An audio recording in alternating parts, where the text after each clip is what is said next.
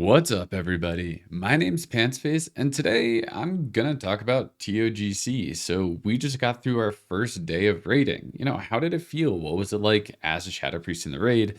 That's what I'm gonna talk about now. I'm gonna walk through the fights, have them sped up a bit, but just kind of talk about my experience. This isn't really a guide, so don't take it as one. But I'm just going to talk about the fights, kind of walk through them, and how did Shadow feel playing it. So we completed the raid on Heroic twice in 10 man and then twice in 25 man. So I figure now is a good time to just kind of like reflect on the day and talk about the raid as a whole. All right, let's get into it with the first fight, Northrend Beasts. So this fight is interesting because you're technically fighting three different bosses. You start with Gormok the Impaler here. It's just a single target fight. After he dies, we're going to have two Jormungers come out. One's fire-based, one's acid-based. And then after that, we have Ice Hal, who's this big furry guy who's going to charge at you and try to smash you, but he's going to hit the wall and look like an idiot and take a whole lot of damage. So this guy's really just kind of single target tank and spank, and then you can see these snowballs are jumping out and grabbing people. They're just going to interrupt you. So if you get them on you, you just want to run into the melee, and then you want to dodge the fires. That's really it. It's like a pretty easy fight. The interruption is really annoying, and parsing is going to be a pain in the ass, but this fight's actually pretty good for Shadow, just the multi-dotting capabilities, because these snowballs actually have a lot of health. And this was our first kill of Gormok, or I guess of this fight. And I had already completed the raid twice on Heroic 10-man, which a lot of this raid hadn't. So I had a little bit more experience. I think I probably got a lot more multi-dotting damage in than I otherwise would because the raid wasn't as experienced with it. Next up, we have Dreadscale and Acid Maul come in. One of these is fire, one of them's acid-based. They're going to do some like AoE abilities, which we just saw with the poison. So I have a poison here. I'm running to our tank who has a fire debuff on him. Now, the way it works is that if you have the fire debuff, you have to meet up with somebody who has the acid debuff, and they'll cancel each other out when the two players collide. But if that doesn't happen, you're going to take a lot of damage, and the acid one actually freezes you in place. So keep DPSing them, multi-dotting. It's, again, really good fight for Shadow. They'll burrow. It's just, I don't know, it's just on a timer. And then they'll come back up and you keep dotting them. This fight is, again, pretty simple. Really just everybody needs to stay spread out. Feels pretty good as a Shadow Priest, tons of multi-dotting opportunities. You can see I'm doing pretty well on the meters here. And that's really it. You really want to burn down Acid Maul. That's what we found to be the best strategy here, because just the acid debuff is really hard to deal with. The fire you can heal through, but the acid, it freezes you in place, or it like gradually slows you until you can't move anymore. And we just found that it was really difficult to deal with that, especially if multiple people got hit by it. So we burned down acid Maul, and that's where we used Lust on the fight, was at the start of those two Jormungers. So next up we have Ice Hal, just this big, oh, I guess we're not quite there yet. I jumped ahead of myself. But yeah, I mean, that's really it. These guys aren't too tough. Honestly, in 10-man, this was the fight that we wiped on the most, just because we had no idea like what the debuffs did, and it took us a while to figure it out. I will say 10-man is decently easier than 25-man. All right, now we have Ice Hal. And this is just a big guy. I mean, he doesn't do a whole lot. He's going to kind of whack around the melee. You'll see they'll kind of go flying. I have no idea how that mechanic works. I don't play melee, so I stand at range and just safely keep DPSing. You can see there it is. I'm not quite sure. It looks like it hits everybody. He then has this conal frost ability, which it'll just freeze you for a few seconds, but it's a cone, so it's going to target a person and then hit like around them. So you want to be as spread as possible. Eventually, he runs into the middle, slams everybody against the wall, charges at somebody. So he's going to my right here. And then he'll hit the wall, assuming you dodge it, and he'll take, I think it's 50%. It's 50 or 100% increased damage. Looks like 100% for like 10 seconds or so. So this is when, if you have a Shadow Fiend or a potion left, whatever cooldowns you have up, you want to use them there. And then it's just rinse and repeat. It's a pretty easy fight. This is like the easiest of the three Ice Hal, I would say. But overall, like you can see on the meters, felt pretty good as Shadow. The first two bosses have some multi-dotting options for you, or like abilities. And then here, Shadow really benefits from the percent damage amp. So yeah, overall, not too bad of a fight. The first four fights, we killed them all on our first attempt. Granted, we had, 10 of us that had done heroic 10-man twice, but we didn't wipe on the first 4 fights at all here. And there's no way we had the optimal strategies. So there is something to be said about this fight or this raid just being a little bit undertuned. So I'm really hoping that they take the next 2 weeks to really evaluate it and try to make some adjustments. All right, let's hop to the next fight and hopefully I can find it. So Jawaxxus, here we go. He has a long intro. Um, like 45 seconds of RP. Anyway, he's going to spawn. He doesn't actually have that much health. You lust on pull, and I feel like he was at 60% health really quickly. This is primarily a single target fight. He's going to have some ads that come up in the middle of the fight, and he'll have something that spawns him. So he'll have Mistresses of Pain, which will come, but they come out of, I don't know, it's like a teleport closet warlock thing. Like in retail. Okay, it's another portal. So you want to kill the nether portal because the longer you leave it up, the more that spawn.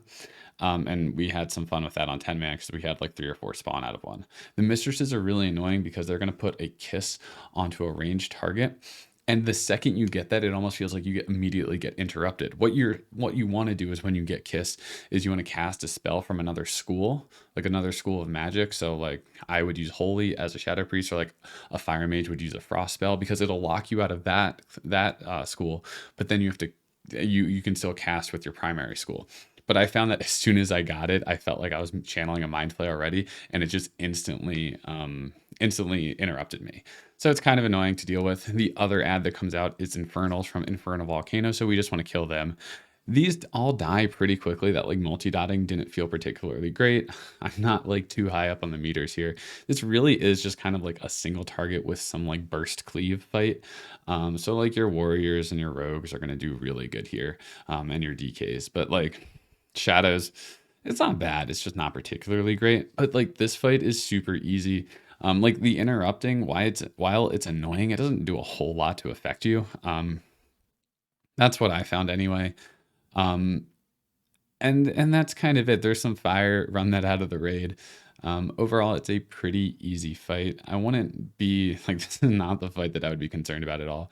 And then again, every time there's a portal or a volcano, you just kill it. Like you just want to kill it as fast as possible and then cleave down the ads. They're not like a huge threat, so, and they die pretty quickly. Oh yeah, make sure your mages are spell stealing that buff on him because you don't want your warlock pets dispelling it, because that's kind of troll because it does a ton of extra damage. It's a huge buff. So you definitely want your mages to take advantage of that. All right, next up, let's talk about the faction champions right here. Okay, it looks like we're about to pull. Oh, I think so. This is funny. Our hunter, you'll just see some arrows fly. Like we were talking about strategy, yep, and we just pulled. Now, this is actually a testament. Again, we one-shot this. This is a testament to like we didn't have a game plan. Like we were like, okay, that's going to be our skull. But this fight really, we don't even have lust. So lust wasn't resetting. If you can see up in this right corner, we had 5 minutes on it. So not only did we ninja pull, we didn't have lust here. So really as a Shadow Priest, there's not a whole lot I can do here, really just dispelling. Whether, the enemies have bloodlust or like people in my raid are feared or have some debuff on them. But really you just pick a few targets to burn down. You either want to burn down the healers or like they're really strong damage dealers. We found the shaman to be particularly tough because he deals a lot of damage he has bloodlust, he has a wind fury totem, and he does a lot of healing. But really, you have your rogues and your DKs and your shamans interrupt people. You have your Balance Druid, Typhoon. You can see this guy over here is getting typhooned. Or I'm sorry, not typhooned. The whirlwind vortex thing, whatever the hell that's called. It's late. I can't really think.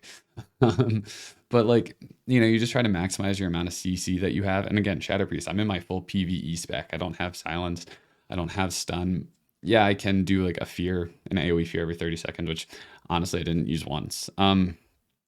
You will get, if you get targeted by like the warrior or the rogue as a clothy, you will just kind of get destroyed. So you just kite them away. I mean, I think every caster class has some way to peel off of them. So really, it's not a threat. And like, I never really got targeted, so it's easy for me to say that I never felt threatened at all.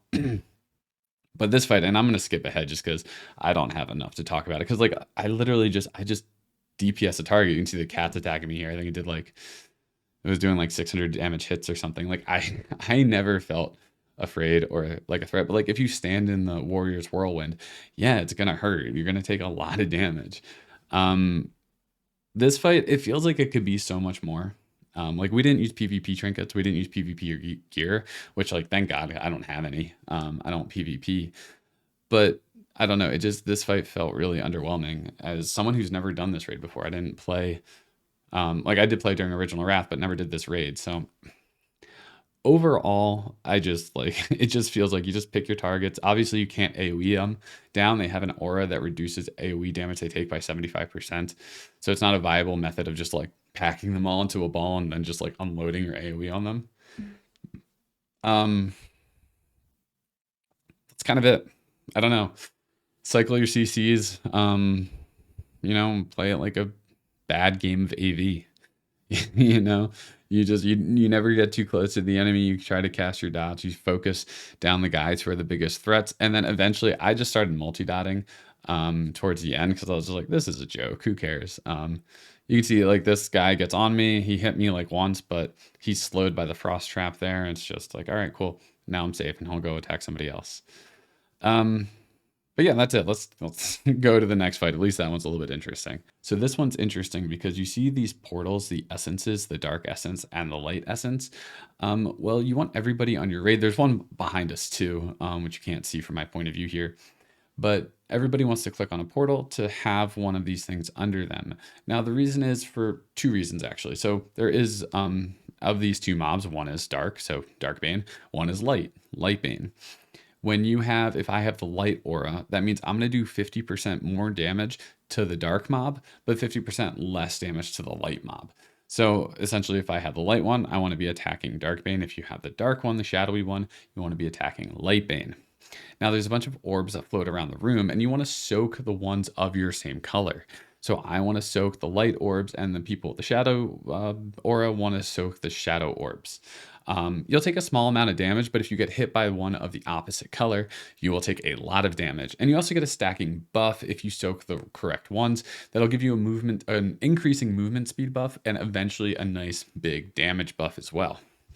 So the way that we did this fight is basically everybody who has a purple aura is kind of stacked up in the middle here. And everybody who has the light aura, which I'm one of them, here I can hit play now, I guess, we're going to be soaking the light orb so that only the dark orbs are hitting our stack in the middle here. And then everybody who has a light orb is soaking all of the light orbs on the outside so that they never need to worry about getting hit by the light orbs. Obviously, you can see ones, or actually, you got that one.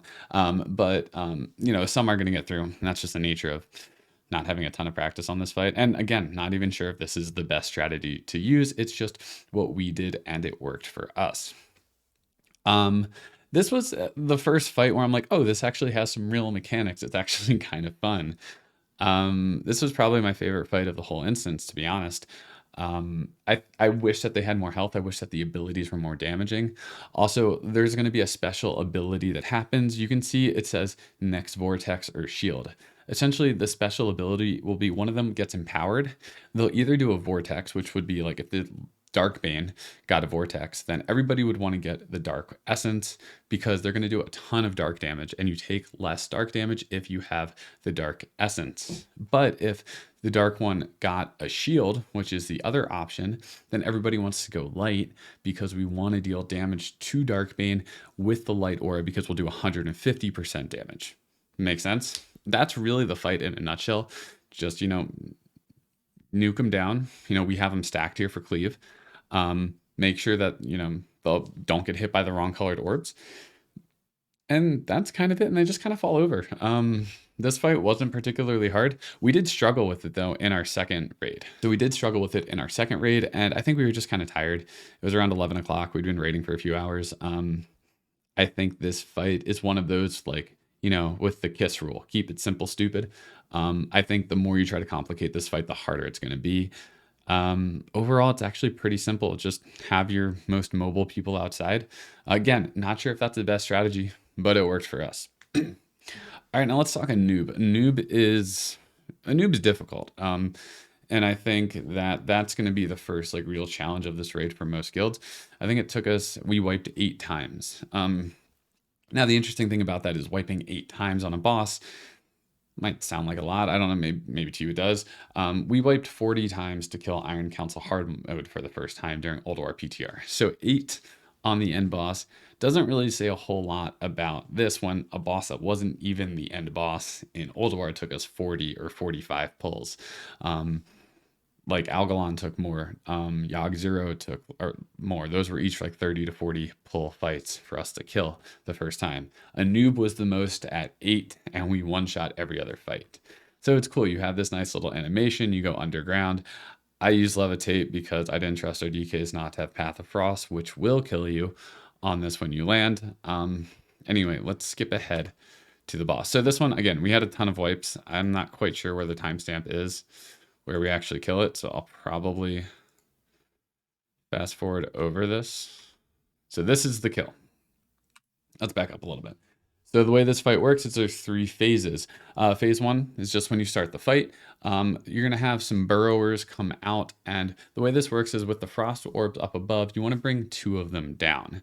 Now, the reason you want to bring them onto the ground is because it's permafrost, which means like the burrowers, which are the big ads that come in from the side, cannot burrow, or they have an ability called burrow, but if they're standing on the permafrost, they cannot burrow into the ground, and you don't want them to because they'll stay under there for 40 seconds, I think.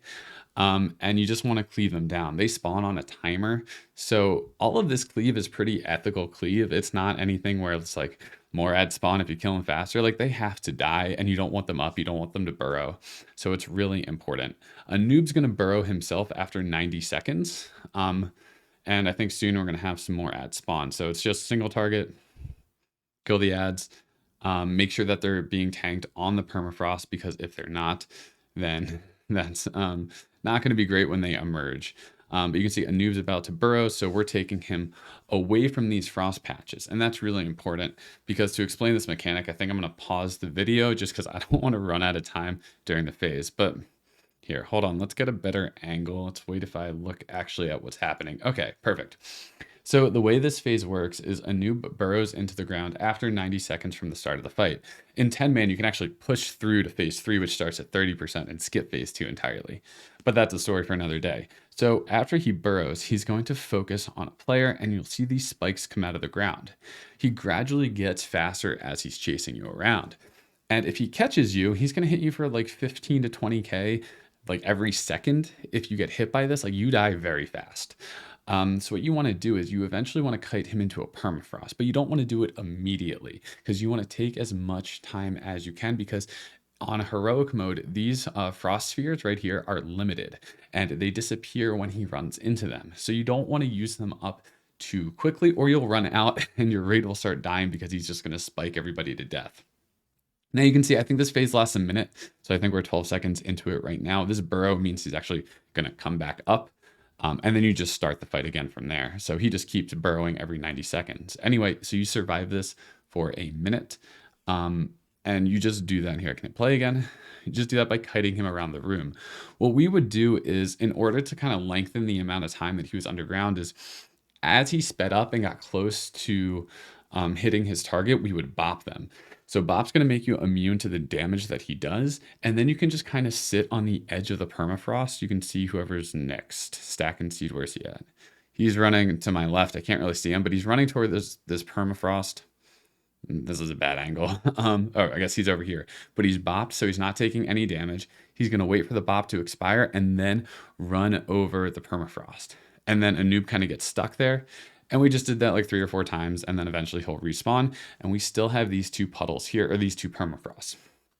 So now it's just phase 1 again. You have the burrowers come in. We want to kill them, make sure that they don't burrow underground. You know, single target a noob, use your mind seer, cleave, whatever you have, kill the ads. Again, it's pretty ethical. Like, I'm sure there will be people who just have a single person kill them, but you know, whatever, good for them, I guess. Phase 3 starts at 30%. And once that happens, the fight gets very, very interesting. So there's been a lot of videos about this, and I'll give a quick explanation once things start happening, just so it'll be easier to talk if you can see it actually happening on the screen.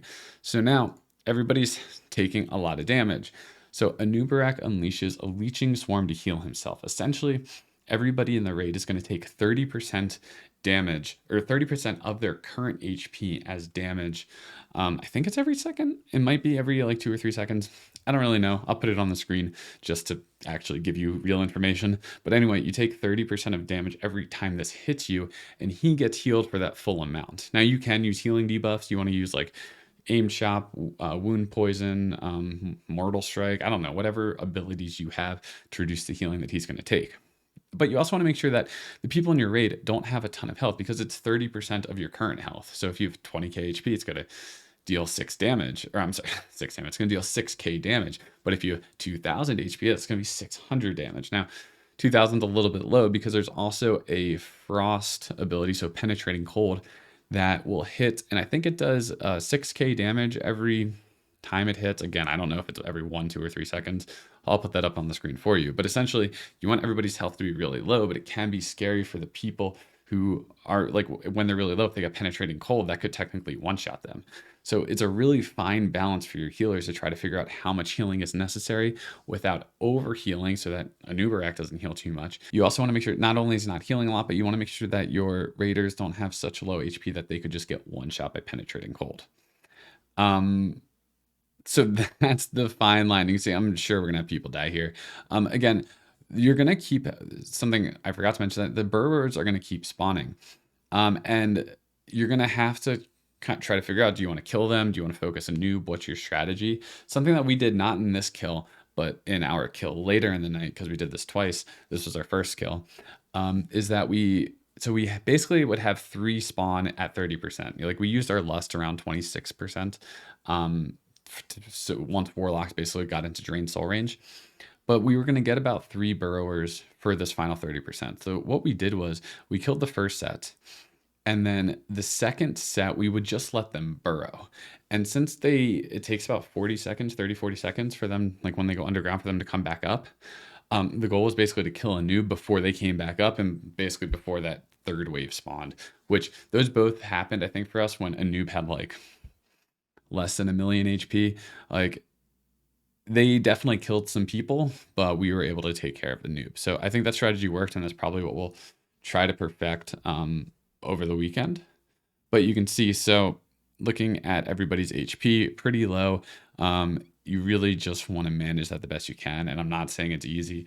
I don't play a healer. I mean, I heal, but that's because I heal while doing damage. And that's the like kind of healing that I like to do. I think here we just kill ads. I think, it's definitely possible to just kill the ads. And that's it. I say that's it with a smirk, because I know it's a lot more complicated, and it's really something that takes practice. And I think a video, while it can explain it, you're not really going to be prepared for it until you experience it yourself. Actually, I guess we did have some things burrow there. So I think having them burrow is actually a pretty good idea, because then you don't have to deal with them. And you can see the next set comes up, a noob has 4 or 5% HP, and then we just kill them from here. And they might kill a few people. I think we tried to stun them and just ignore them. That was actually a pretty clean kill. Everybody's alive. Yeah, everyone's alive. And that's the raid. I will say, like, my thoughts is, one, it's tuned way too easy. And that's why it's like, I didn't want this to be like a guide or anything, because I think that the raid has to get changed, right? Like, Blizzard buffed Nax by 30% because they knew it wasn't going to be difficult. They buffed Algalon by 12% or something, because that was the average item level increase that players were going to have from Ulduar. Like, they understand how game balance works, and they know that since people are not only better players nowadays, but they have higher item level gears from Ulduar than what existed back in the day. So they know that people are going to clear this raid very quickly. So hopefully I'm not saying that it should be a 30% buff, but I think there should be some kind of buff, something that makes the raid more challenging, more fun. I thought Twin Val'kyr was really the only fight where I actually really enjoyed it. I thought it was cool, fun mechanic. Even though I didn't get this standstill and DPS, I thought running around and collecting orbs was kind of fun, to be honest. All the other fights were just kind of boring. It was really just single target and killing some ads. I mean, faction champs is weird, but like, it doesn't really, it just feels like one big trash pull. It doesn't feel like a boss fight. The fact that you get loot from it is kind of ridiculous. Anyway, I think that's all I have to say. I hope this helped. If you're doing Naxos or not Nax, if you're doing TOGC this weekend, good luck to you. I hope you clear everything, or I hope you at least get some good experience or some laughs along the way. Because at the end of the day, if you're not killing shit, hopefully you're at least having fun not killing shit. So that's all I got for you. It's late, so I'm going to bed. My name's Pantsface, and I'll see you in the next one.